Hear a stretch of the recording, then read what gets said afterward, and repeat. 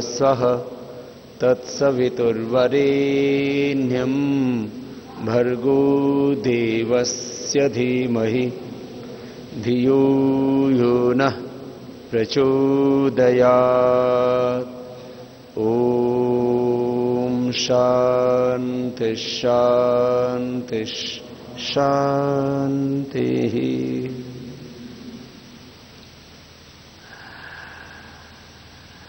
आज से पहले करीब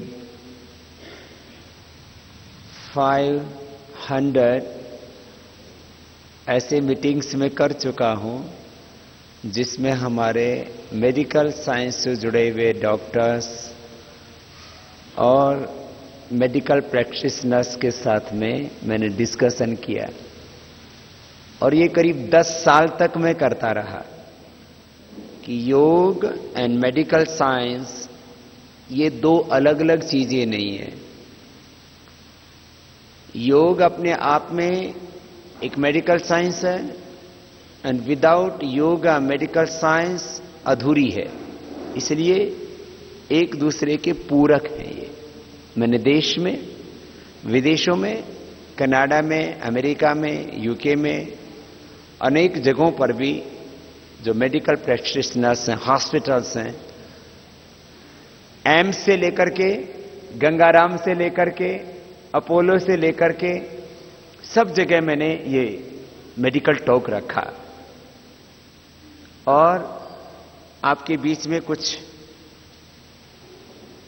योग एंड मेडिकल साइंस के बारे में महत्वपूर्ण कुछ बिंदु रखना चाहता हूं। मेडिकल साइंस कितनी पुरानी है? जितना पुराना मनुष्य का अस्तित्व है उतनी पुरानी मेडिकल साइंस है। करीब 200 करोड़ वर्ष हो गए इस दुनिया को बने हुए। उसमें मनुष्य की सृष्टि कब हुई इसको लेकर के प्रश्न है, लेकिन जब से मनुष्य की सृष्टि हुई, इस सृष्टि में 200 करोड़ वर्ष पुरानी सृष्टि में जब से मनुष्य की उत्पत्ति हुई तभी से उसने अपने बारे में सोचना शुरू कर दिया था। What is my body, what is my total structure, what is my mind, what is soul, what is life, what is disease free life, what is stress, what is pain, and what is the healthy, wealthy, pain-free, prosperous, peaceful life, इस सब के बारे में उसने सोचना शुरू कर दिया। मॉडर्न मेडिकल साइंस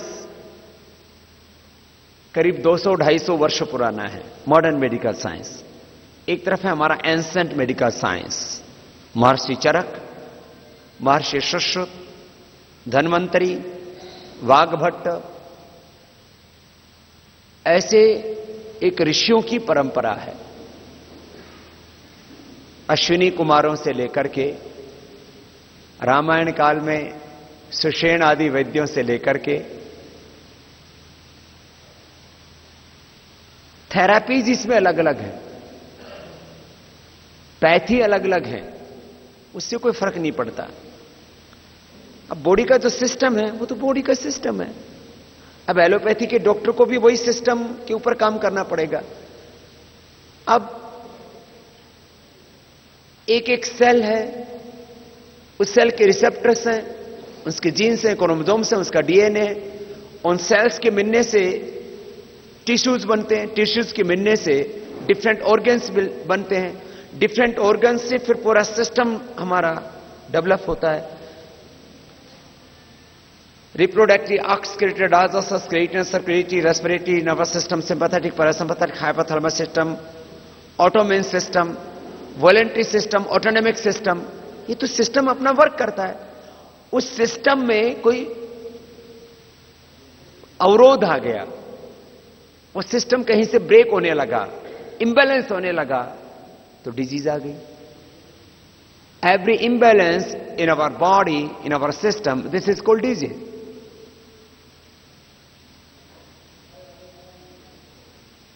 यदि हमारा सिस्टम बैलेंस रहे तो हम डिजीज फ्री लाइफ जीते हैं। एलोपैथी और योग में जो बेसिक डिफरेंस है वो ये है, जो हमारी प्रैक्टिस है, कैसे डिजीज को के साथ में हम डील करते हैं। डिजीज के साथ में डील करने की जो प्रैक्टिस है उसमें एक फंडामेंटल डिफरेंस है।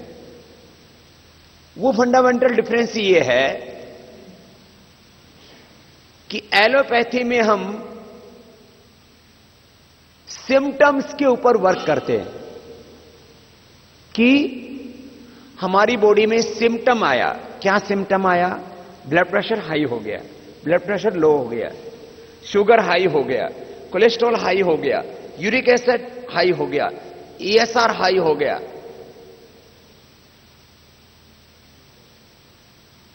बॉडी वेट ओवर हो गया, प्रोलैक्टिन, कार्टिसोल, एसीटीएच बढ़ गया, स्ट्रेस हाई हो गया,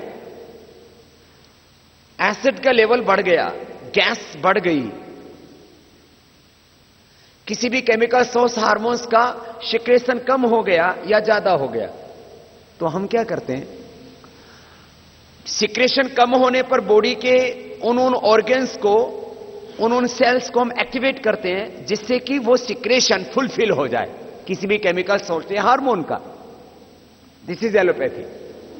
कोई सिक्रेशन कम हो गया, उसको हमने बढ़ा दिया, इंक्रीज कर दिया। कोई सिक्रेशन ज्यादा हो रहा है, उसको डिक्रीज कर दिया, ब्लॉक कर दिया उस सिक्रेशन को। जब बॉडी का सिस्टम काम नहीं कर रहा है ठीक से, उस सिस्टम को पुशअप करने के लिए स्टेरॉइड दे दिया। लंग का सिस्टम बहुत वीक हो गया, एकदम फेफड़े जाम से हो गए, आदमी की डेथ हो सकती है, तो उसको स्टेरॉइड देकर के एकदम से उसके पूरे इंटरनल सिस्टम को पुशअप किया। केमिकल सोर्स हार्मोन्स हमने दिया स्टेरॉइड। या कई बार अंदर से कोई चीज बन ही नहीं रही, अंदर से पेनक्रियाज से इंसुलिन बनना बंद हो गया, तो इंसुलिन इंजेक्ट कर दिया। जो भीतर चीजें बननी ही बंद हो गई, तो बाहर से उस केमिकल को, सोल्ट को, हार्मोन को या किसी भी इंसुलिन आदि को बाहर से इंजेक्ट कर दिया। ये तो एलोपैथी है। ठीक है, जहां जरूरी है कि कोई चीज अंदर है ही नहीं, अब बन नहीं रही है, पेनक्रियाज से इंसुलिन, तो इंसुलिन को अंदर जो है इंजेक्ट कर दिया, ठीक है। लेकिन उसको बनाने के लिए भी तो प्रयत्न करना है। बाहर से किसी केमिकल सोर्स हार्मोन की कमी पड़ गई, एकदम से vitamin D3, vitamin B12, vitamin A, B, C की कोई भी डेफिशिएंसी आ गई, आयरन की, प्रोटीन की, किसी भी चीज की डेफिशिएंसी आ गई, तो उसको बाहर से इंजेक्ट कर दिया। प्लेटलेट कम हो गए एकदम से, तो बाहर से इंजेक्ट कर दिया। आरबीसी कम हो गया तो बाहर से इंजेक्ट कर दिया। ये तो एलोपैथी है। Allopathy mostly based on symptoms and योग इज बेस्ड ऑन सिस्टम। हम लोग सिम्टम्स के ऊपर डायरेक्ट वर्क नहीं करते, हम लोग बेसिकली वर्क करते हैं सिस्टम के ऊपर। आपका सिस्टम अच्छा होगा तो सिम्टम्स अपने आप नॉर्मलाइज होते जाएंगे, सिस्टम नॉर्मल होता जाएगा, सिम्टम्स नॉर्मलाइज होते जाएंगे। जैसे मैं आपको 5-7 उदाहरण देता हूं। One is respiratory system problem है, तो आप क्या करेंगे?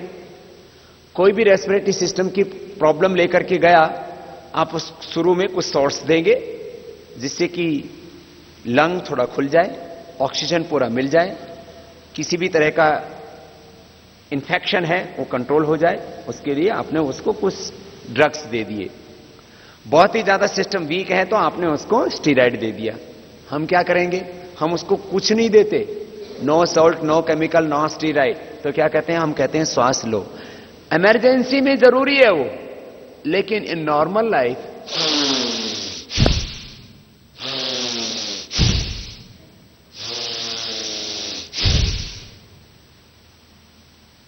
अटैक पड़ गया तो उसको ऑक्सीजन भी देना पड़ेगा, स्टीरॉयड भी देना पड़ेगा, जरूरी है लाइफ को सेव करने के लिए। बट अटैक तो हमेशा नहीं पड़ता ना, कभी कभी आता है, तो उसको नॉर्मल लाइफ में उसको ब्रीदिंग एक्सरसाइज करा दो। भस्त्रिका एंड कपालभाति, अनुलोम विलोम, उज्जाई,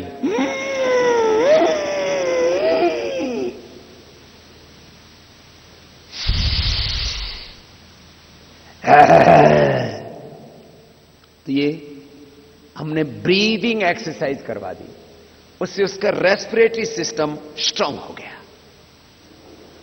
तो इसका इनहेलर, नेबुलाइजर धीरे धीरे बंद हो गया। हजारों लाखों लोगों पर मैंने किया, this is my personal experience. उनका इनहेलर छूट गया, एस्थमा क्योर हो गया through your practice. This is good for human being. इसमें क्या दिक्कत है भाई? उसका रेस्पिरेटरी सिस्टम यदि स्ट्रांग हो जाता है तो ऑटोमेटिकली जो रेस्पिरेटरी सिस्टम की प्रॉब्लम्स हैं, asthma, bronchitis, sinusitis, allergic rhinitis, ये सब प्रॉब्लम्स उसका सॉल्व हो गया ना। This is one thing. एक बहुत क्रिटिकल प्रॉब्लम है lung fibrosis. There is no medication in modern medical science for lung fibrosis. तो हमने उनको भी प्राणायाम करवाया और कुछ आयुर्वेदिक प्रिपरेशंस दिए, वासा, बनपसा, मुलेठी, गिलोय, तुलसी, शिलाजीत, ऐसे कुछ ये आयुर्वेदिक मेडिसिन्स हैं। इसको देने से रेस्पिरेटरी सिस्टम और स्ट्रांग हो जाता है। हम च्यवनप्राश देते हैं, हम वासारिष्ट देते हैं, वासावलेह देते हैं, कंटकारियावलेह देते हैं, हम उसको त्रिकुटा देते हैं, सितोपलादी देते हैं, ऐसे कुछ आयुर्वेदिक चीजें देते हैं, शिलाजीत देते हैं, हल्दी देते हैं। इससे रेस्पिरेटरी सिस्टम स्ट्रांग हो जाता है। इसमें क्या दिक्कत है? किसी को भी आयरन की डेफिशिएंसी हो जाता है तो क्या हम देते हैं? ग्रीन वेजिटेबल्स देते हैं, उसको हम कैरेट का जूस देते हैं, एप्पल का जूस देते हैं, मुनक्का देते हैं, अंजीर देते हैं। क्यों? उससे उसको फुलफिल हो जाए, तो उसकी कमी पूरी हो गई। कुछ चीजें खाने की चीजों से पूर्ति होती है। रेस्पिरेटरी सिस्टम में कुछ चीजों को खाने से रेस्पिरेटरी सिस्टम स्ट्रांग होता है। आयुर्वेद में डिफरेंट प्रिपरेशंस हैं, मेडिसिन्स हैं, हर्ब्स हैं। किसी से हमारा लंग मजबूत होता है, किसी से हमारा ब्रेन, किसी से हमारा नर्वस सिस्टम, किसी से लिवर, किसी से किडनी, किसी से स्किन, किसी से बोन्स। तो वो भी आयुर्वेद की मेडिसिन हम देते हैं, योग कराते हैं। This is the one way system को स्ट्रांग करना, रेस्पिरेटरी सिस्टम को स्ट्रांग करना। एक एग्जांपल दिया। सेकंड, अब किसी का लीवर वीक हो गया, लीवर वीक हो गया तो एलोपैथी में तो कोई मेडिसिन ही नहीं है कि लीवर वीक है, कोई मेडिसिन नहीं है। फैटी लीवर है, कोई मेडिसिन नहीं है।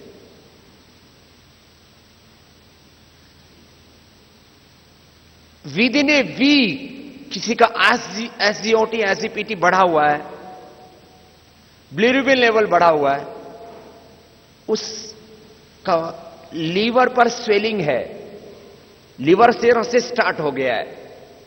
मैंने क्रिटिकल पेशेंट्स को डील किया, फिर हेपेटाइटिस और वो आगे की चीज है। हमने उसको ऐसे कराया तो लीवर की एक्टिविटी बढ़ गई। लीवर की जो नेचुरल उसकी जो साइकिल है, लीवर का नेचुरल साइकिल अच्छा हो गया।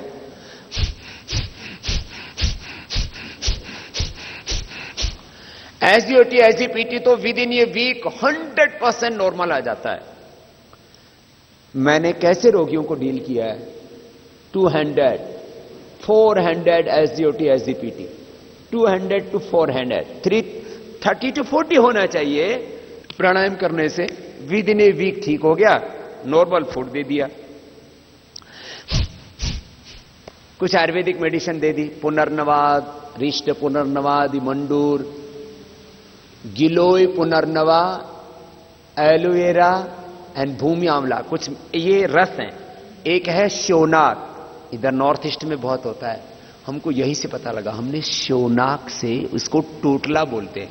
एक इधर कमिश्नर थे आसम में, श्रद्धाचार्य बालकृष्ण जी आए, तो उस कमिश्नर ने बताया कि उनकी फैमिली में कोई जॉन्डिस की दवाई देता है, तो पता लगाया, हमने खोजा, किसी भी आयुर्वेद के ग्रंथ में, शास्त्र में, चरक, सुश्रुत में, निघंटो आदि में, किसी अथर्ववेद आदि में कहीं पर शोनाक के बारे में यह नहीं लिखा हुआ कि यह लीवर की मेडिसिन है।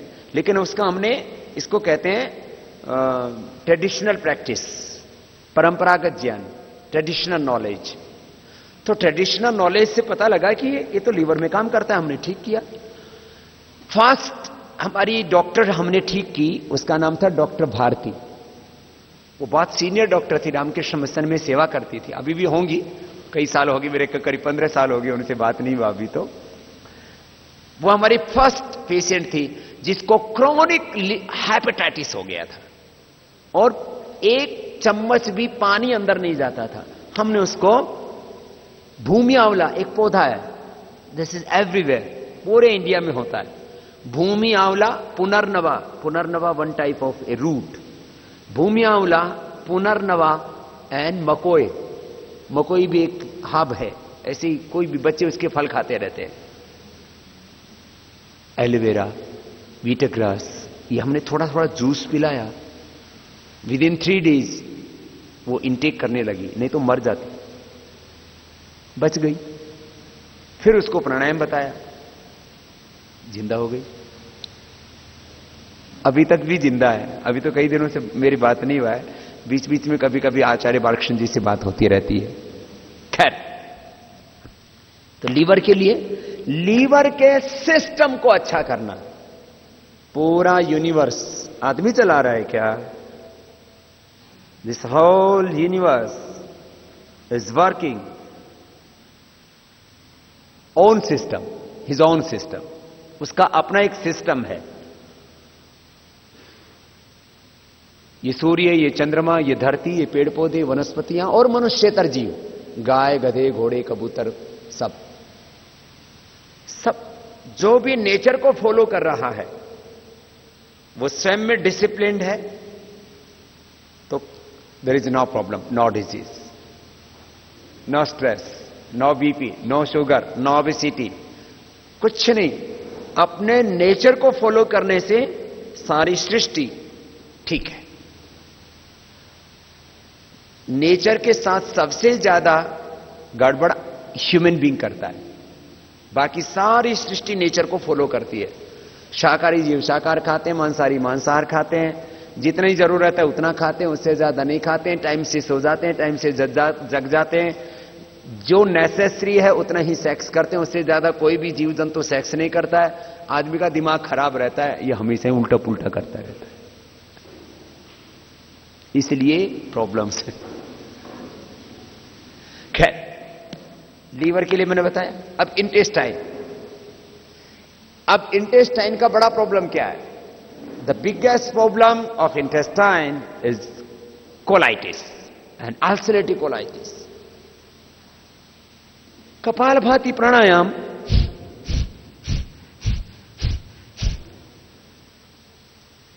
first day 5 minutes, then 10, then 15, and within a week you can do this 20 to 30 minutes per day. जैसे आज सुबह एक भाई बोल रहा था, उसको इंसुलिन लेना पड़ता था, शरीर पूरा बेकार हो गया था, डिप्रेशन आ गया था, कमरे से निकल नहीं सकता था, पैसा था नहीं, प्राणायाम किया 3000 टाइम्स, 3333, 3333 ऐसा किया और इंसुलिन बंद हो गया। वो पेनक्रियाज का आगे आएगा भी। इससे कोलाइटिस क्योर हो जाता है। मिल्क, शुगर एंड घी, ये 3 चीज बंद कर देते हैं, स्टॉप कर देते हैं। नो घी, नो चीनी शुगर एंड नो मिल्क। छाछ दही औषधि है, मिल्क नहीं, मिल्क प्रोडक्ट में और घी नहीं, छाछ दही इसके लिए औषधि है। तक्र कल्प हम कराते हैं। बिल्व देते हैं, बिल्वादी चूर्ण, कुछ आयुर्वेदिक थोड़ा कुछ औषधि देते हैं, नहीं तो without any Ayurvedic preparation. Hepatitis, you can cure your hepatitis, not only hepatitis, not only colitis, ulcerative colitis, इसे क्योर हो जाता है। सिस्टम के ऊपर वर्क किया, डाइजेशन सिस्टम पूरा बैलेंस, सूजन खत्म हो गया। आकुंचन प्रसारण से जब किसी चीज को एक्सरसाइज देते हैं, गति पैदा होती है उसमें, तो उसकी एक्टिविटी नॉर्मल होने लगती है। जनरल एक्सरसाइज कोई भी, किसी भी अंग का कर लो, हाथ का कर लो, पैर का कर लो, किसी भी ऑर्गन का कर लो, ये मेथड है योग का। किसी का फिलिपियन ट्यूब बंद है, इससे ओपन होता है। Polycystic ovaries within a month ठीक हो जाती है। यूट्रस का फाइब्रोस, ओवरी के cyst and polycystic ovaries. If you are doing 1.5 hour morning and 1.5 hour in evening, then you can cure your every problem within a month. And if you are doing slowly, so you can cure your problem within 3 months. 1 से 3 महीने का समय लगता है।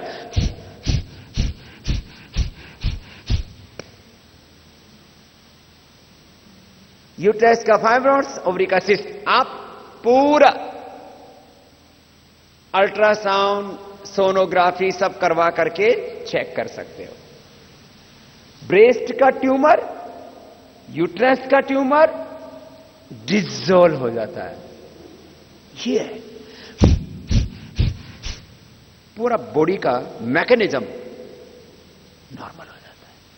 ये ऐसा, ये तो ऐसा बताया। Next, osteopenia, osteoporosis and rheumatoid arthritis, ये बड़ी problem. Through Kapalbhati and Anulom Vilom practice 100% control में आ जाता है osteopenia, osteoporosis and rheumatoid arthritis negative आ जाता है। This is big thing. ये है। अब ये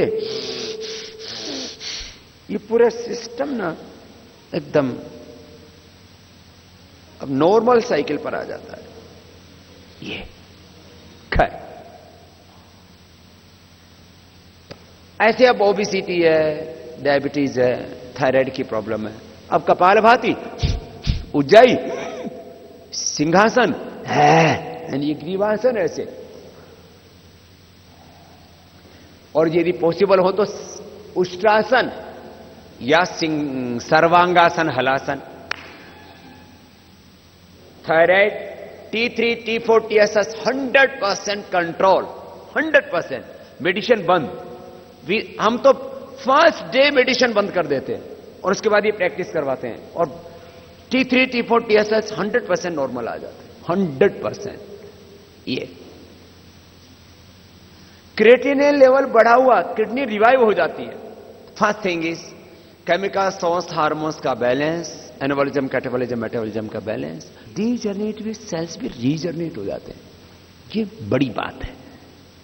एंड हमारा भीतर सुप्त शक्ति है। नॉर्मल लाइफ में 1 to 5% हमारी फिजिकल स्ट्रेंथ, हमारा मेंटल स्ट्रेंथ, हमारा इंटेलेक्चुअल लेवल एक्टिवेट होता है। शारीरिक बौद्धिक क्षमताएं 1 से 5% हमारी एक्टिवेट होती हैं। 95 to 99% हमारा physical power and mental power हमारा साइलेंट मोड पे होता है, उसको एक्टिवेट करते हैं। ये तो योग के फिजिकल बेनिफिट्स हैं। इसके अलावा फिर अगली बात शुरू होती है। मैं कहता हूं जहां medical science, modern medical science की सीमाएं खत्म हो जाती है, वहां से योग शुरू होता है। वो सेकंड थिंग है कि हमारे अज्ञान का, अविवेक का क्षय, ज्ञान का, विवेक का उदय, शरीर चित्त निर्बीज होना, दिव्य जीवन की प्राप्ति होना। योग तो एक लाइफस्टाइल भी है ना। योग is A scientific, universal and secular practice. परम पूज्य योग ऋषि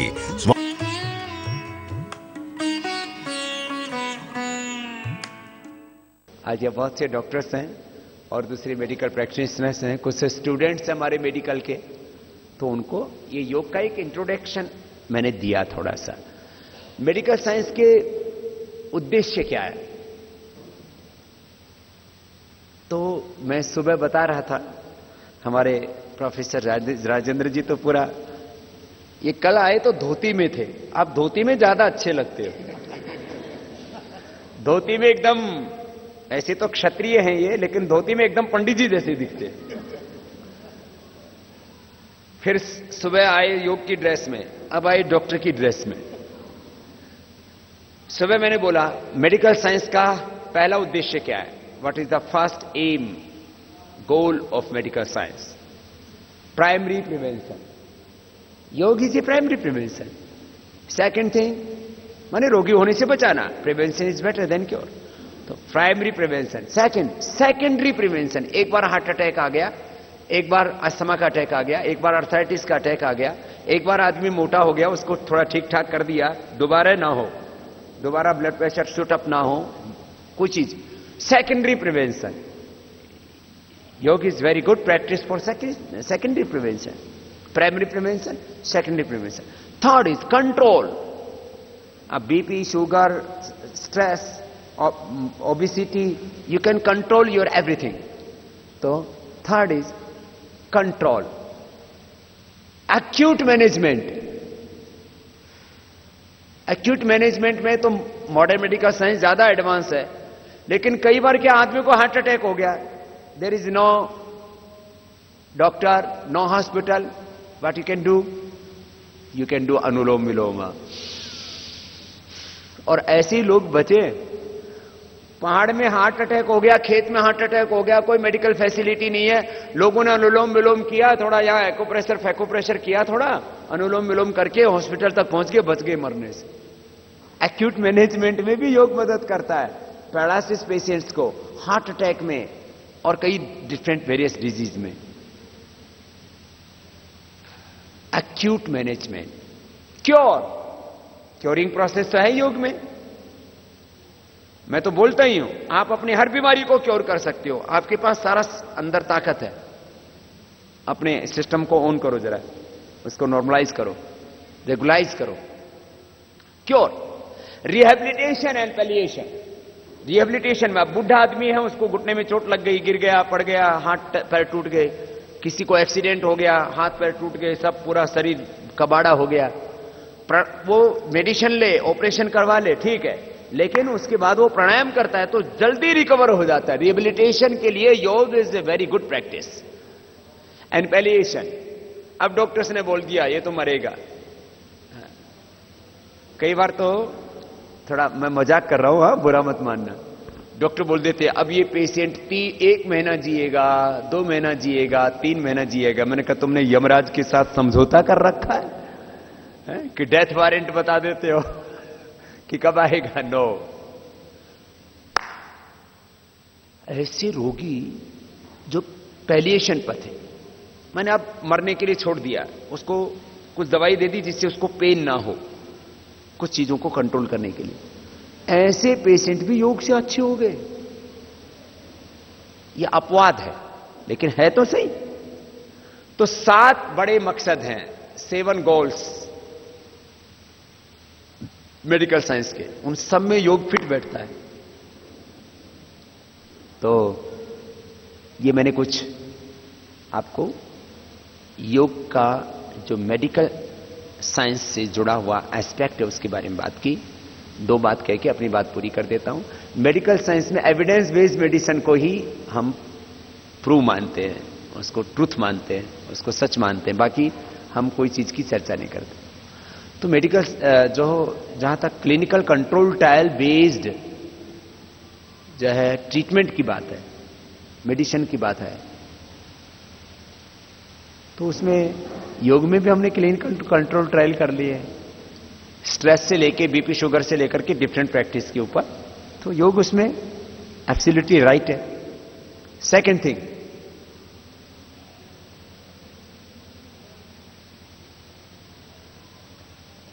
ये लास्ट बात कह रहा हूं, एविडेंस बेस्ड मेडिसिन के बाद योग को लेके कुछ भ्रांतियां हैं।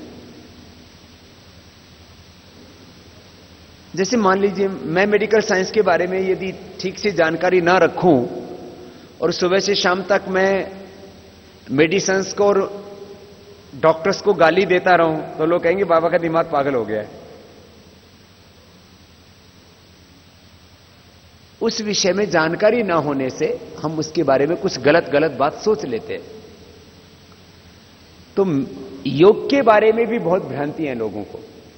योग एक बहुत सहज प्रैक्टिस है, क्रिटिकल योग करने की किसी को जरूरत नहीं है। कोई करना चाहे तो ठीक है, वो भी एक अलग तरह का एंटरटेनमेंट है। मैं भी करता हूं बहुत तरह के प्रैक्टिस, तो वो एक एंटरटेनमेंट है, एक तरह का खेल है, जैसे क्रिकेट है, जैसे जिम्नास्टिक है, जैसे और तैरना है, दौड़ना है, बहुत तरह के खेल हैं। ऐसे खेल है, वो भी एक, किसी को ज्यादा क्रिटिकल करना हो तो कर लो। एक सामान्य व्यक्ति के लिए लाइट एक्सरसाइज जो हम ऐसे ऐसे अलग अलग तरह से करवाते हैं, ऐसे ऐसे करवाते हैं, सब light exercise and breathing exercise, इतना ही इनफ है। कुछ स्पाइनल कोड आदि की प्रॉब्लम होने पर मकरासन, भुजंगासन, शलभासन, मर्कटासन, स्पाइनल कोड की एक्सरसाइज, वो थोड़ा बोल। सभी लोग योग की क्रियाओं को 100% फॉलो कर सकते हैं। तो योग में भ्रांतियां नहीं होनी चाहिए। तो मैंने मेडिकल साइंस के पैरामीटर्स के अकॉर्डिंग योग के जो बेनिफिट्स हैं उसको थोड़ा सा एक्सप्लेन किया।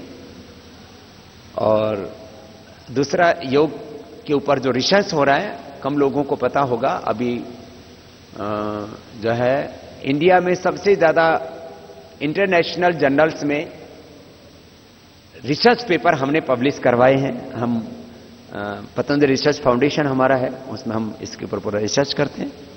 बाकी सब पूरा साइंटिफिक एविडेंस हमने इसके ऊपर कलेक्ट किया है। और जो भ्रांतियां हैं उसके बारे में मैंने थोड़ी बात की। तो अभी जैसे कुछ लोग कह देते हैं किसी को ब्लड प्रेशर हो तो कपालभाति बिल्कुल नहीं करना।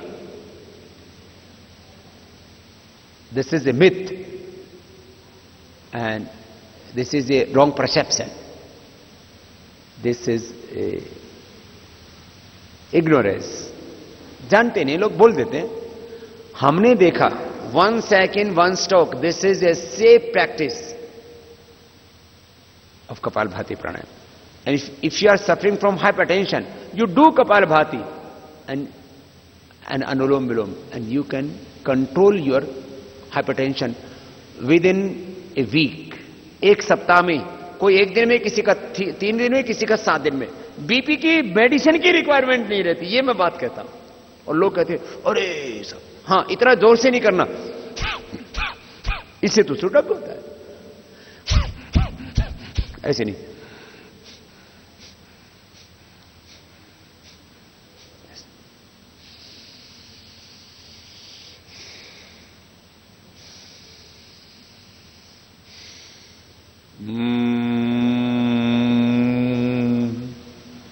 ओम।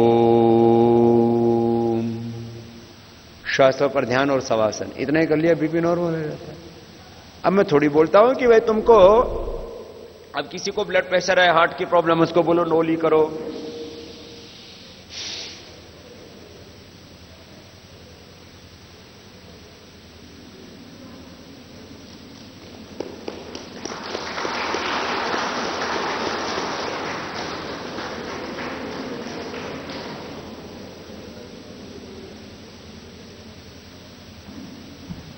अब कोई बोले बाबा ये तो नहीं करते, ये करने की जरूरत ही नहीं है ना, ये तो प्रैक्टिस है। आपको नहीं आता है तो क्या बात है, इसमें कोई जरूरत नहीं है इसकी करने की। ये तो कर सकते हो ना, लंबा सांस तो ले सकते हो, ये तो कर सकते हो। जरूरत पड़े तो थोड़ा पेट हिला सकते हो, उज्जाई, अनुलोम विलोम, भ्रामरी, ओम, इतना तो कर सकते हो। ऐसे बैठ तो सकते हो, इतनी सिंपल है। अब मैं बोलूं कि सिर नीचे पैर ऊपर, हाथ नीचे पैर ऊपर, मैं करके दिखाता हूं थोड़ा सा कभी कभी, हाँ, शिविर में। ये सबके लिए जरूरी बिल्कुल नहीं है, ये तो खेल है, कर लो जितना करना हो। और ऋषियों ने, प्राचीन ऋषियों ने तो इन आसनों का विधान ही नहीं किया। प्राण विद्या, प्राणायाम एंड मेडिटेशन, यही प्राचीन योग है, ये अर्वाचीन योग है। हठ योग ये मुश्किल से 2-2.5 हजार साल पुराना है, 2-2.5 हजार साल पुराना है सब हठ योग। वो ठीक है, बॉडी की स्ट्रक्चरल बैलेंस के लिए पोस्चर्स बहुत अच्छे हैं, वो भी तो अच्छे हैं ना, वो तो फिजिकल प्रैक्टिस है, एक अच्छी बात है। तो ये मैंने कुछ आपके बीच में पहलू रखे। आज हमारे प्रोफेसर राजेंद्र सिंह जी का बहुत इच्छा था कि हम यहाँ मणिपुर मेडिकल काउंसिल के इसमें कार्यक्रम में आप सबसे थोड़ा बात करें, तो उसके लिए हम इधर आए। हमारे आदरणीय श्री अरुण जी, हमारे जो है भाई तेज जी, और हमारे प्रिय सखी देवी जी, और हमारे सभी अलग अलग जो medical practitioners, doctor Praveen Reddy ji, तमाम हमारे इस चिकित्सा के क्षेत्र में, मेडिकल प्रोफेशन में जुड़े हुए सभी, कुछ हमारे पुराने, कुछ नए स्टूडेंट्स हैं, तो उनको हमने थोड़ा सा इस चीज को आपके बीच में रखा है ना। तो आपका कोई क्वेश्चन हो तो आप मेरे से बात कर सकते हैं। प्रणाम Swami ji. What I want to ask that I am a student of psychiatry and I want to know that schizophrenia जो एक डिजीज है which is has been described by many organisations that it has been the worst disease of mankind. So what is the role of yoga in schizophrenia besides medicines? देखो, मेरे knowledge में करीब 5 patient मेरे पास में आए जिन्होंने योग का, खास करके प्राणायाम, मेडिटेशन, ब्रीदिंग के ऊपर मेडिटेशन हम करवाते हैं, और शवासन का प्रैक्टिस किया। थोड़ा सा उनको मेधावटी, कुछ आयुर्वेदिक बहुत सामान्य औषधियां होती है, मेधावटी आदि हमने दिया, और कुछ ने तो कोई आयुर्वेद का मेडिसिन नहीं लिया, खाली प्राणायाम, मेडिटेशन एंड शवासन का थोड़ा प्रैक्टिस किया। और 5 लोगों को तो मैं पर्सनली जानता हूं जिनको क्रोनिक सिजोफीनिया का प्रॉब्लम था, क्योंकि धीरे धीरे डिप्रेशन क्रोनिक होकर सिजोफीनिया, और सिजोफीनिया फिर और ज्यादा एकदम फैनेटिक हो जाते हैं फिर वो लोग बहुत। तो उन लोगों को फायदा होता है 100%, बस ब्रीदिंग एक्सरसाइज एंड ब्रीदिंग के ऊपर ही मेडिटेशन, ओंकार का, गायत्री का, जैसे उनको अनुकूलता लगे ऐसे ध्यान, उससे अच्छा होता है। Leucoderma is a very critical disease, लेकिन लिकोडर्मा भी हमने अच्छा किया है। इसमें पेशेंट्स को पेशेंस बहुत रखना पड़ता है, इसलिए आपने देखा होगा मेरे कैंप्स में ये काफी रोगी हमने इसके क्योर किए हैं, लेकिन इसमें टाइम लग जाता है 1, 2, 3 साल। बहुत फैल गया है पूरे शरीर में, तो 5 इयर्स तक लग जाते हैं।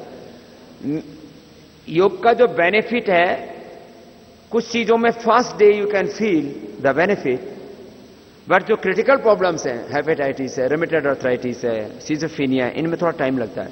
तो 9 मंथ्स में पूरा साइकिल चेंज हो जाता है बॉडी का।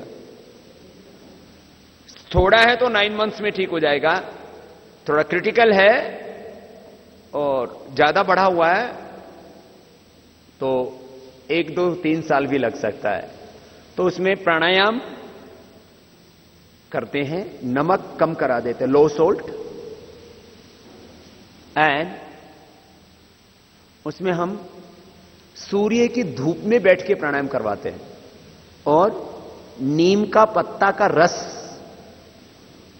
और गोमूत्र लगाते हैं। गोमूत्र, नीम का पत्ता का चटनी बना लिया, पेस्ट बना लिया, नीम पत्र उसका पेस्ट बना के गोमूत्र ऐसे उसमें थोड़ा करके गोमूत्र को थोड़ा गाढ़ा कर लिया, अग्नि पर थोड़ा गाढ़ा हो जाता है तो दोनों का पेस्ट लग जाता है।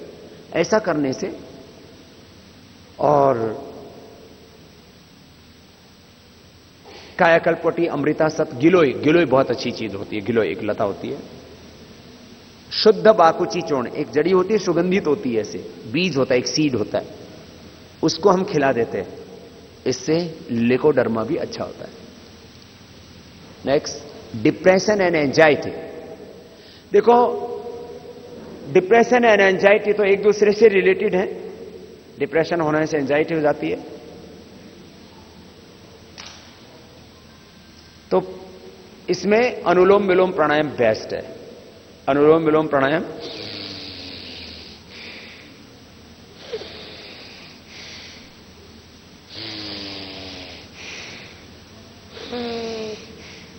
इसी से ही डिप्रेशन एंड एंजाइटी दोनों अच्छे होते हैं।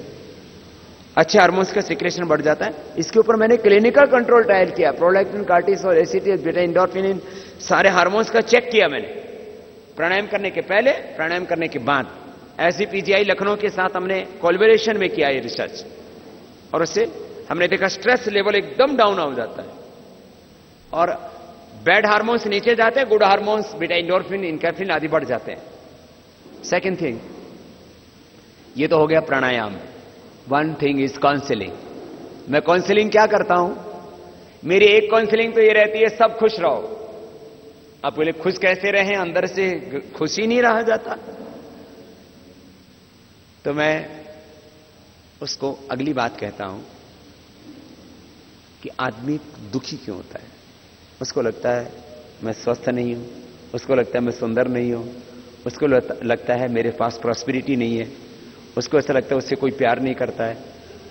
कई चीजें होती हैं।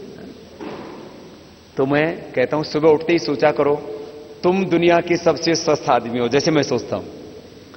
तुम दुनिया के सबसे सुंदर आदमी हो, तुम दुनिया के सबसे समृद्ध आदमी हो। भगवान ने इंसान बना करके दुनिया की सबसे बड़ी दौलत हमें दे दी। भगवान ने हमें इंसान बना दिया, बाकी हम दुनिया में जो चाहें खुद बन सकते हैं। ये सबसे बड़ी काउंसलिंग होती है मेरी। ऐसा सोचो, मैं भी तुम्हारे सामने ऐसे बैठा हूं। इलिटरेट थे मेरे माता पिता, my mother and father both are illiterate. मैं बोर्न हुआ एक फार्मर फैमिली में, एक गांव में, गवर्नमेंट स्कूल में पढ़ा, बाद में गुरुकुल में पढ़ा। तो मैं आगे बढ़ता गया ना, योग करता आगे बढ़ता गया। अरे सब योग, खुश रहो। तो अपने आप के बारे में think positive, do positive, be positive, be happy. कोशिश करो। क्या लगता है हंसी नहीं आती तो भी ऐसे ऐसे करते रहो, धीरे धीरे हंसने लग जाओगे। रोना भी तो ऐसे ही होता है। मैं मर गया तो, मेरी मां मर गई तो, मेरी पत्नी मर गई तो, मेरे बच्चे मर गए तो। अरे सब मर गए तो तू भी मर जाना, तू अभी क्यों मर रहा है? तो ऐसे थोड़ा काउंसलिंग भी हम करते हैं। खुद की काउंसलिंग खुद करनी चाहिए हमको अपने बारे में ना। इसको बोलते पॉजिटिव हीलिंग। अपनी पॉजिटिव हीलिंग करो एंड अनुलोम विलोम करो तो बहुत अच्छी फीलिंग होगी। ठीक। नेक्स्ट, एमबीबीएस स्टूडेंट है। देवराज, तुम्हारा अस्थमा 1 महीने में दूर हो जाएगा।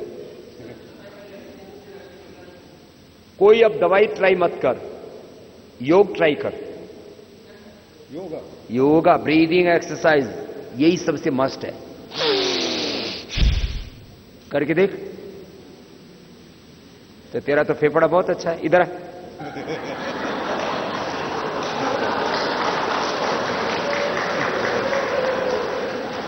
कौन कहता है तेरे को अस्थमा है? इधर बैठ, बैठ बैठ, ऐसे बैठ जा।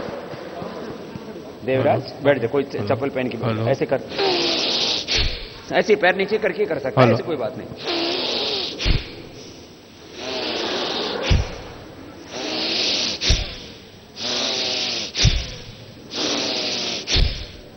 तेरा रेस्पिरेटरी सिस्टम तो इतना स्ट्रांग है, जब हम शून्य में होते हैं। मौन माने शून्य। जब हम शून्य में होते हैं, शून्य में माने जब हम खुद में होते हैं, खुद में माने जब अपने में होते हैं, अपनी निजता में, अपने स्वरूप में। This is first answer. अब आपको लगेगा मैं तो तब खुश होता हूं जब अपनी बीवी के पास होता हूं, किसी को लगेगा मैं जब अपने हस्बैंड के पास होता हूं, किसी को लगेगा मैं अपने बच्चों के पास होती हूं, किसी को लगेगा जब मुझे कोई बड़ा पुरस्कार मिल गया तब खुश होता हूं, जब मुझे अच्छा खाना मिल जाए तो खुश होता हूं, जब मुझे कोई अच्छी चीज देखने को मिल जाए तो खुश होता हूं, अच्छा संगीत मिल जाए तो खुश होता हूं।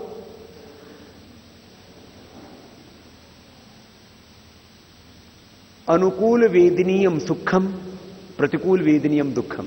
अब दूसरा उत्तर है,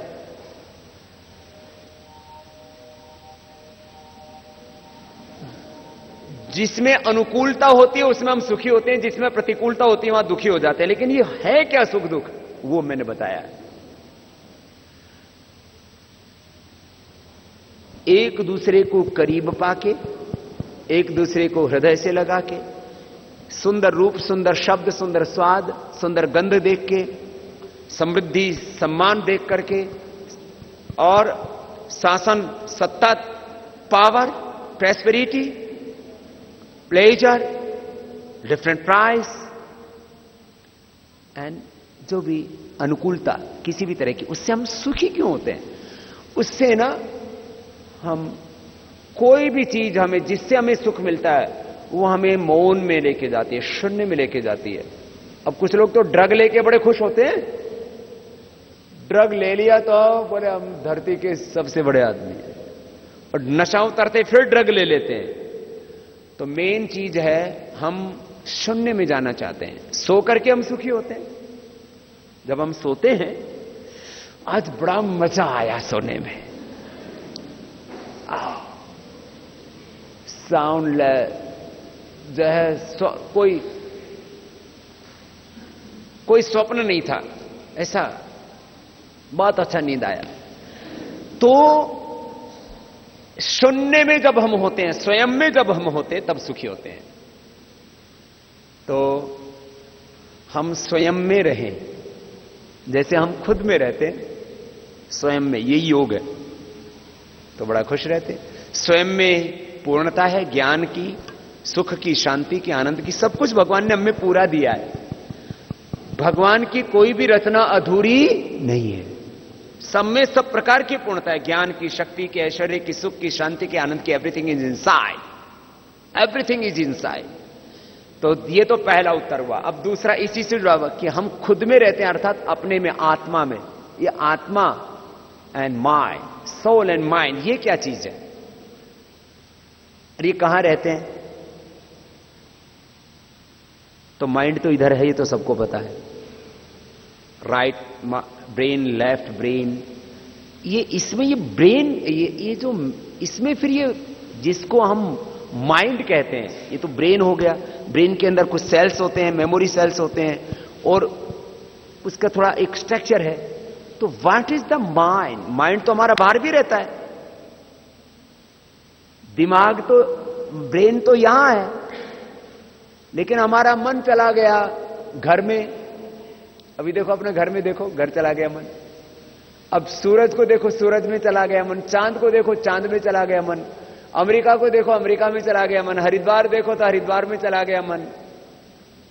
ये तो मन तो बाहर चला जाता है, तो मन कहां रहता है? तो मन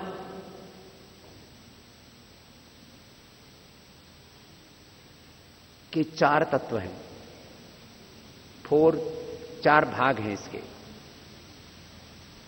एक है मन, एक है बुद्धि, एक है चित्त, एक है अहंकार। ये भौतिक तत्व है, जड़ तत्व है, ये कहीं गति नहीं करता है।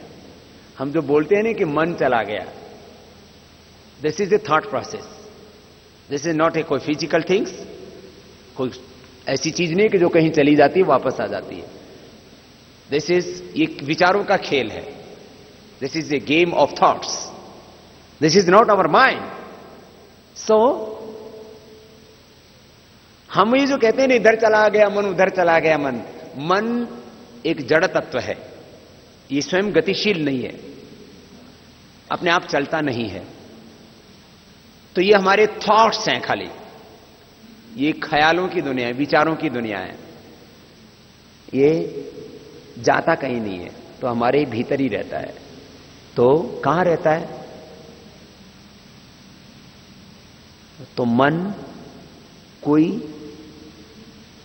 ऐसे शास्त्र की दृष्टि से एक भौतिक तत्व है ही, लेकिन इसको आप साइंटिफिक इक्विपमेंट से देख नहीं सकते।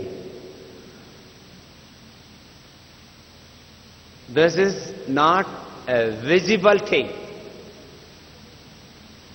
दृश्य तत्व नहीं है। भौतिक तत्व होते हुए भी ये अदृश्य है।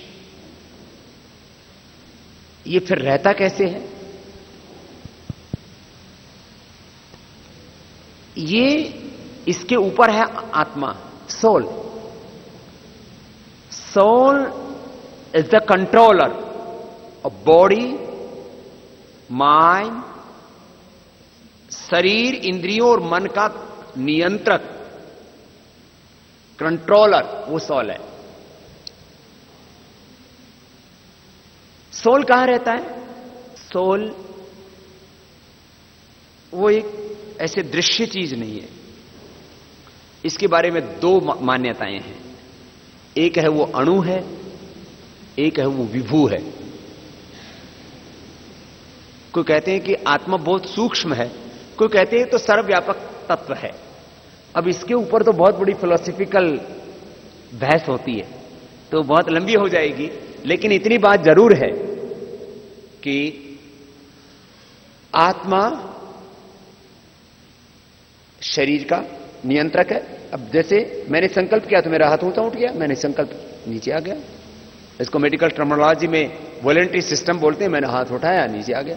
लेकिन हाथ के अंदर जो क्रियाएं चल रही हैं, ब्रेन में, हार्ट में, नर्वस सिस्टम में, लिवर में, किडनी में, वो ऑटोनॉमिक है सब, उनका भी तो नियंत्रण होता है।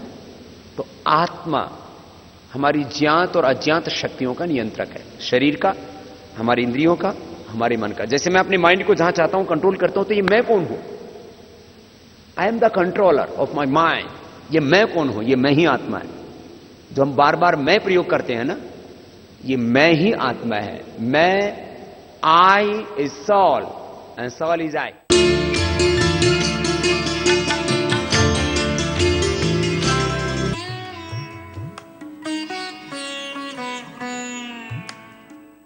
My question is, I'm an ENT doctor. Larynx का कैंसर होने से we have to remove the larynx. We have to remove total laryngectomy. After that, we have to put a tube inside in the neck, tracheostomy tube, for helping him in the respiration. What yoga procedures can be done in this kind of patients? Because if they have very poor lung compliance, then it is very difficult for the patient to in surviving and all. Have you ever come across this patient? योगासन कर सकता है, प्राणायाम भी कर सकता है उसको, लेकिन वो ऐसा क्रिटिकल पेशेंट्स को बहुत सावधानी रखना पड़ता है। तो सावधानी पूर्वक वो जो है ब्रीदिंग करेगा, तो उसको लंग को, बॉडी को फायदा होगा पूरा। लेकिन उसको कुछ दिक्कत होगी, जैसे राइट नॉस्ट्रिल, लेफ्ट नॉस्ट्रिल, इससे जो ब्रीदिंग होती है, फिर वो थोड़ी दिक्कत आएगी। बाकी डीप ब्रीदिंग एंड कपालभाति, ये 2 ब्रीदिंग एक्सरसाइज इजीली हो जाएगा। One is this and one is this, ये 2 ब्रीदिंग हो जाएगा। सर, मैं डॉक्टर विष्णुपति सिंह हूं। पहले तो मैं आपका धन्यवाद देता हूं कि आप आए हमारे बीच, आपके साक्षात दर्शन हुए, बड़ा अच्छा अनुभूति महसूस हो रही है। मैं ये जानना चाहता हूं, जैसे योग के बारे में हम लोग बचपन से जानते आए हैं कि ये हमारे जीवन को बड़ा सार्थक कर सकता है, हमारे जीवन शैली को बदल सकता है, बीमारियों को दूर रख सकता है, लेकिन एक इच्छा शक्ति की कमी की वजह से हम ये नहीं कर पाते हैं। चैनलों पे देखते हैं, हर जगह सुनते हैं, आपको बराबर टीवी पे भी देखते आए हैं। तो बाबा, ये जो इच्छा शक्ति का निर्माण हो अपने अंदर की, सुबह आधा घंटा कर ले, शाम को आधा घंटा कर ले, मतलब समय बहुत होता है हमारे पास, लेकिन फिर भी हम ये कर क्यों नहीं पाते बाबा, और इसको कैसे हम अपना सकते हैं? तो जो ध्यान करना है या मेडिटेशन, उसके बारे में भी थोड़ा सा आपसे जानना चाहूंगा इस विषय में। जरूर। डॉक्टर साहब ने 2 क्वेश्चन पूछे हैं। हम अपनी इच्छा शक्ति को, अपने आत्मबल को, सेल्फ कॉन्फिडेंस को कैसे इंक्रीज करें। तो आत्मबल को बढ़ाने का एक सिंपल उपाय है, हमको क्या करना है क्या नहीं करना एक बार तय कर लें, और फिर उसके लिए हमारी प्रैक्टिस वैसी नहीं होती है तो बड़ी प्रॉब्लम आती है। Whole life is practice. हमारी फूड हैबिट्स क्या हैं, हमारे फिजिकल हैबिट्स क्या हैं, उठने की, सोने की, जागने की, एक्सरसाइज करने की, न करने की, सारी लाइफ हमारी प्रैक्टिस है और कुछ नहीं है। मेडिकल भी एक प्रैक्टिस है, योग भी एक प्रैक्टिस है, इंजीनियरिंग भी एक प्रैक्टिस है, पॉलिटिक्स भी एक प्रैक्टिस है, फूड हैबिट्स भी एक प्रैक्टिस है, मैं बोल रहा हूं ये भी एक प्रैक्टिस है। All thing are practice. तो हमको कुछ चीजों के बारे में ऐसा दृढ़ विश्वास अंदर करके, संकल्प करके कि मुझे ये करना है, इच्छा नहीं होने पर भी करें, बार बार करें। इच्छा नहीं है तब भी जल्दी उठें, इच्छा नहीं है तो भी योगाभ्यास करें, एक्सरसाइज करें, ब्रीदिंग एक्सरसाइज करें। इच्छा नहीं है तो भी दूसरों की मदद करें, इच्छा नहीं है तो भी खुश रहने की कोशिश करें। तो क्या होता है कि हमारी अच्छी प्रैक्टिसेस हो जाती है। एक बात कि हम अपने अभ्यासों को अच्छा करें, बुरी इच्छाएं, बुरी आदतें, उनको इच्छा होने पर भी नहीं करना चाहिए। जैसे किसी को बीड़ी सिगरेट शराब पीने की आदत, झगड़ा करने की आदत, ज्यादा खाने की आदत, ज्यादा देर तक सोने की आदत,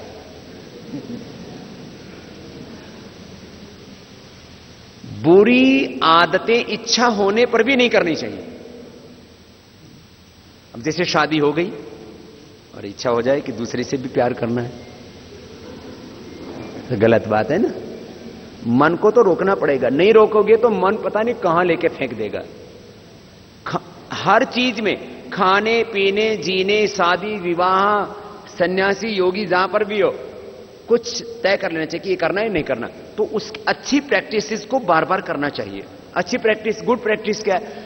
जिससे अपने को और सबको सुख मिले, वो अच्छी प्रैक्टिस है। जिससे कि अपने को और दूसरों को फिजिकली, मेंटली, सोशली, इकोनॉमिकली दुख मिले, दुख है। खैर, एक चीज। दूसरी आपने बात कही मेडिटेशन की। अब इन दोनों बातों का एक उत्तर देता हूं। सुबह उठ करके योग करना शुरू कर दो, जो मेरा एक्सपीरियंस है और मैंने ये लाखों करोड़ों लोगों पर एक्सपीरियंस किया। सुबह उठ करके थोड़ा एक्सरसाइज करो, थोड़ा प्रोसेस करो, फिर ब्रीदिंग एक्सरसाइज करो और फिर श्वासों पर ध्यान करो। किस बात का ध्यान? इस बात का ध्यान, मैं कौन हूं। उत्तर आता अंदर से, मैं ज्ञान से परिपूर्ण, शक्ति से, शांति से, आनंद से, सब प्रकार के ऐश्वर्य से। सबसे बड़ा ऐश्वर्य तो हमारी बॉडी है, हमारा ब्रेन है, हमारी सॉल है। ज्ञान, शक्ति, प्रेम, करुणा, सब प्रकार का सामर्थ्य, समृद्धि, ऐश्वर्य से युक्त मैं आत्मा हूं। ऐसा श्वासों पर ध्यान करना माने स्वयं में पूर्णता। एक बड़ा शब्द बोल रहा हूं। कोई मेडिटेशन की डिफरेंट, जो अलग अलग तरह से, कोई कहता 100 तरह का मेडिटेशन होता है, कोई कहता है इस तरह का मेडिटेशन, उस तरह का मेडिटेशन। मेडिटेशंस के नाम पर लोगों ने दुकानें खोल रखी हैं। मेडिटेशन कराने वालों को भी मेडिटेशन नहीं करना आता, खाली बातें छोंकते रहते हैं, उपदेश देते रहते हैं। Lecture is not meditation. स्वयं में पूर्णता अनुभव करना। तो स्वयं में पूर्णता और प्रसन्नता जब अनुभव करते हैं तो फिर आत्मा में परमात्मा के कुछ एस्पिरेशंस आते रहते हैं, उसी के अनुसार अपना वर्क करते रहो। स्वयं में पूर्णता और प्रसन्नता, और आत्मा में जो परमात्मा का आदेश आता है किसी भी काम के लिए कि इसको करो इसको मत करो, जिसको करने से अंदर से हमारी कॉन्शियस अलाउ करे उसको करना, जिसको ना अलाउ करे उसको मत करना, बस इसी को बोलते हैं योग और कर्म योग। इसी को बोलते हैं ध्यान करो और हर काम ध्यान से करो। ये तो हो गया जनरल मेडिटेशन कि ऐसे आप 1-2 मिनट कभी भी दिन में, सुबह दोपहर शाम, भगवान ने मुझे ज्ञान पूरा दिया है, प्रेम करुणा आनंद शक्ति शांति सब प्रकार की समृद्धि पूरी दी है, और मेरी आत्मा में जो परमात्मा की प्रेरणा है, जो मेरी सॉल में जो सुपर सोल की जो इंट्यूशंस हैं, इंस्पिरेशंस हैं, जो अंदर दिव्य प्रेरणाएं हैं, उनको, उन इंट्यूशंस का, उन प्रेरणाओं का, इंस्पिरेशंस का मुझे अनादर नहीं करना, बस वैसे ही जीना। ऐसा सोचते रहेंगे तो बहुत खुश रह करके जिंदगी को जिएंगे। तो ये 2 मिनट का ही ध्यान बहुत होता है, आधा घंटे का ध्यान तो फिर नींद आ जाती है आदमी को। 2-3 मिनट्स का मेडिटेशन पर्याप्त है। तो बस सुबह उठ करके थोड़ी एक्सरसाइज करो, थोड़ा पोस्चर्स करो, ब्रीदिंग एक्सरसाइज करो, और उसको अपनी पूर्णता, स्वयं में पूर्णता और परस्परता में पूरकता, बस यही सिद्धांत है। तो ऐसा करेंगे तो सेल्फ कॉन्फिडेंस इतना बढ़ जाएगा कि आपको कोई कमी नहीं रहेगी। यस बाबा जी चरण स्पर्श। मेरा नाम संतोष है और मेरा सवाल यह है कि जैसा कि माना जाता है कि योगा एक जनरल मस्कुलोस्केलेटल एक्सरसाइज से अलग है, तो इसके लिए योगा के कितना पहले खाने पीने का वो सिस्टम कितना पहले छोड़ देना चाहिए और कितना योगा के कितने देर बाद कुछ खाना खा सकते हैं, तो इसमें मेरे ख्याल से कोई क्लियर कट इंस्ट्रक्शन मैंने कहीं देखा नहीं है। तो हमारे बीच जब योगा के शिखर पुरुष हैं तो मैं चाहता हूं कि आपसे ये जानूं। योग में जो क्रिटिकल प्रैक्टिस है, जैसे कपालभाति है, ये तो खा के होगा ही नहीं ना, तो ये तो खाली पेट करना है। बाकी जैसे ऐसे कर रहे हैं, ऐसे कर रहे हैं, कोई सामान्य रूप से कोई नॉर्मल पोस्चर कर रहे हैं, अनुलोम विलोम कर रहे हैं, अनुलोम विलोम खाने का आधा घंटे बाद 1 घंटे बाद कर सकते हैं। कैंसर पेशेंट्स को हम करवाते हैं, SLEMS ऑटोमेन डिजीज, कोई क्रिटिकल पेशेंट, तो ये खाने के बाद भी करवाते हैं, सुबह दोपहर शाम 3-3 बार कराते हैं। तो कपालभाति और कठिन पोस्चर्स है ना, अब जैसे शीर्षासन किया, नीचे सिर ऊपर पैर हो जाएगा, तो खाने के बाद होगा तो दिक्कत होती है, अच्छा नहीं होता उसमें, है ना। तो जो क्रिटिकल पोस्चर्स हैं वो खाने के बाद नहीं करनी चाहिए, और बाकी जो नॉर्मल योग की क्रियाएं वो खाने के 3-4 घंटे बाद शाम को भी कर सकते हैं। जैसे दोपहर को खाना 1-2 बजे खाया तो 5-6 बजे योग की क्रियाएं कर सकते हैं, और खाने के योग करने के 10-15 मिनट बाद कोई भी चीज खा सकते हैं, 10-15 मिनट बाद नहा सकते हैं, कोई दिक्कत नहीं। धन्यवाद।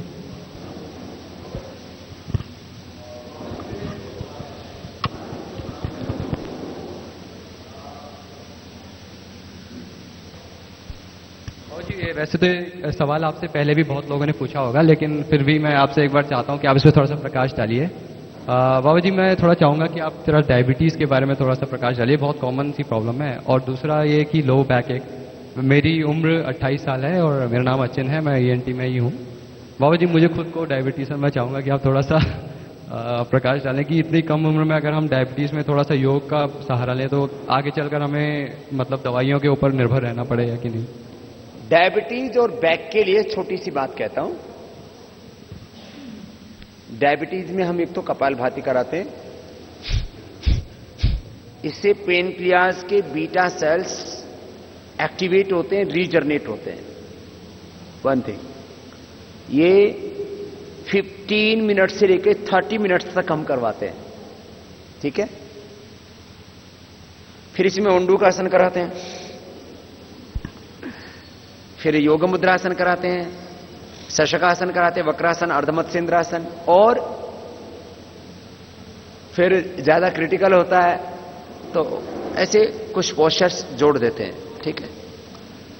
और बैक में तो मकरासन, भुजंगासन, सल्भासन, मरकटासन जो अभी मैं प्रैक्टिस करवा भी रहा हूं कैंप में, तो उसी से ही बैक पूरा अच्छा हो जाता है।